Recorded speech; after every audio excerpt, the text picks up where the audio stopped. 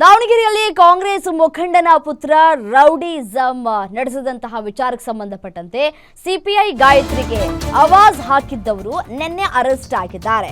ಈ ಪ್ರಕರಣಕ್ಕೆ ಎಂಟ್ರಿ ಕೊಟ್ಟಿದ್ದಂತಹ ರಾಜ್ಯ ಮಹಿಳಾ ಆಯೋಗ ಸೂಕ್ತ ಕ್ರಮವನ್ನ ಕೈಗೊಳ್ಳುವಂತೆ ಆಯೋಗದಿಂದ ಪತ್ರವನ್ನ ಕೂಡ ಬರೆಯಲಾಗಿದೆ. ಪೊಲೀಸ್ ಅಧಿಕಾರಿಗಳಿಗೆ ಪತ್ರವನ್ನ ಬರೆದಿದ್ದಾರೆ ನಾಗಲಕ್ಷ್ಮಿ ಚೌಧರಿ.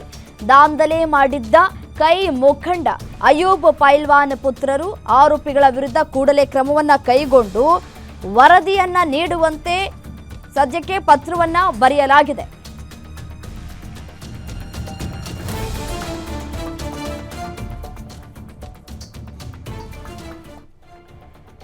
ನೋಡಿ, ಯಾವ ರೀತಿಯಾಗಿ ಕಾಂಗ್ರೆಸ್ನ ಮುಖಂಡರು ದರ್ಪವನ್ನ ತೋರಿದ್ರು, ಪೊಲೀಸ್ ಅಧಿಕಾರಿಯ ವಿರುದ್ಧ ಯಾವ ರೀತಿಯಾಗಿ ಅವಾಚ್ಯ ಶಬ್ದಗಳಿಂದ ನಿಂದಿಸಿ ಅವರ ಮೇಲೆ ಹಲ್ಲೆ ಮಾಡುವಂತಹ ಕೆಲಸಕ್ಕೆ ಮುಂದಾಗಿದ್ರು ಅನ್ನೋದನ್ನ ಗಮನಿಸಿದ್ದೇವೆ. ನಿನ್ನೆಯಷ್ಟೇ ಇಬ್ಬರನ್ನ ಈಗಾಗಲೇ ಅರೆಸ್ಟ್ ಮಾಡಲಾಗಿದೆ. ಅವರ ವಿರುದ್ಧ ರೌಡಿ ಶೀಟರ್ ಕೂಡ ಓಪನ್ ಕೂಡ ಆಗಿದೆ.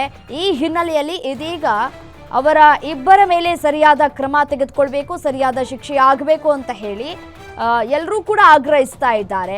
ಈ ದಾಂಧಲೆ ಮಾಡಿದ್ದ ಕೈ ಮುಖಂಡ ಮತ್ತು ಅಯೂಬ್ ಪೈಲ್ವಾನ್ ಏನಿದ್ದಾರಲ್ಲ, ಅವರ ಮಕ್ಕಳನ್ನ ಅರೆಸ್ಟ್ ಕೂಡ ಮಾಡಲಾಗಿದೆ. ಈಗ ಪತ್ರವನ್ನ ಕೂಡ ಬರೆದಿದ್ದಾರೆ ನಾಗಲಕ್ಷ್ಮಿ ಚೌಧರಿ ಅವರು.